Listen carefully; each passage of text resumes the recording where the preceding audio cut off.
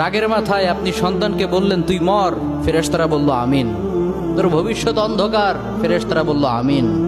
রেগে মেগে আপনি আপনার মেয়েকে বললেন জীবনেও তোর কপালে স্বামীর ভাত জুটবে না, ফেরেশতারা আবারও বলল আমিন। আচ্ছা, আপনি না সেই ব্যক্তি যে তার নিজের জীবনের চাইতেও সন্তানকে বেশি ভালোবাসেন? আপনি না সেই ব্যক্তি যে তার সন্তানের জন্য হাসতে হাসতে নিজের জীবনটাও দিয়ে দিতে পারেন? আপনি না সেই ব্যক্তি যে আল্লাহর কাছে নিজের চাইতেও সন্তানের জন্য বেশি দোয়া করে? তাহলে কি করে নিজের হাতে নিজের সন্তানের এত বড় ক্ষতি করতে পারলেন? Doesn't make any sense.